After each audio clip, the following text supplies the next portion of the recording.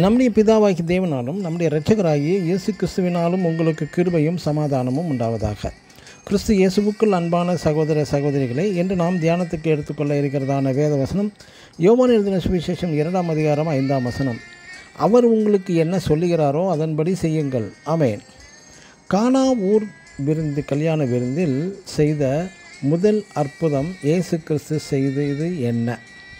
கல்யாண விருந்தில் திராட்சை ரசம் குறைவுபட்டதும் அனைவரும் இயேசுவின் தாயிடம் போய் தெரிவிக்கிறார்கள். ஒருவேளை மரியாளின் உடன் சொந்த கல்யாணமாக கூட இருந்திருக்கலாம்.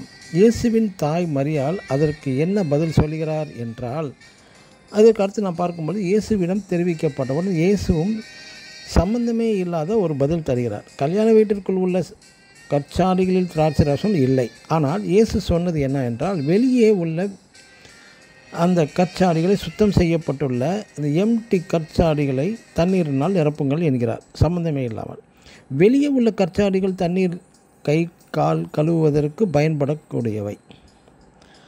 இந்த கற்சாடிகளிலும் தண்ணீர் இல்லை. இங்கே அற்புதம் நடைபெற்று ஒரு விசேஷமானது. இயேசு சொன்னது வெளியில் உள்ள கற்சாடிகளை தண்ணீரினால் நிரப்ப சொன்னார். ஆனால் வீட்டிற்குள் உள்ள எம்டி கற்சாடிகளும் திராட்சை ரசத்தால் நிரம்பிவிட்டது. இயேசுவுக்கு முதலில் கழுவி சுத்திகரிக்கப்பட்ட வெளியில் உள்ள பாத்திரமே தேவைப்பட்டது. கடைசியாக இரு பகுதியிலுமே உள்ளேயும் வெளியேயும் சுவையுள்ள ரசமாக மாற்றிவிட்டார் நம் ஆண்டவர். இதில் யாருடைய கல்யாண விருந்து என்று பரிசுத்த வேதத்தில் குறிப்பிடப்படவே இல்லை. ஆனால் கல்யாணம் நடந்த விருந்து நடந்த இடம், ஊர் பற்றி குறிப்பிடப்பட்டுள்ளது.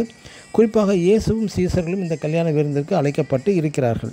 மற்றும் கல்யாண விருந்தில் உள்ள குறைபாடுகளை இயேசுவின் தாயிடமே சொல்லியுள்ளார்கள். மரியாளும் இயேசுவிடம் இது பற்றி தெரிவிக்கிறார் என்றால், ஒருவேளை இயேசுவின் க்ளோஸ் ரிலேட்டிவாக கல்யாண விருந்தாக கூட இருந்திருக்கக்கூடும். பிரியமானவர்களே, முதலில் இயேசு சொன்னது வெளியில் உள்ள சுத்தம் செய்யப்பட்ட சுத்திகரிக்கப்பட்ட பரிசுத்தமுள்ள கற்சாடிகள் போன்ற சுத்தமுள்ள பரிசுத்தமுள்ள நல்ல இருதயத்தையே தேவன் முதலில் இயேசு கிறிஸ்து விரும்புகிறார்.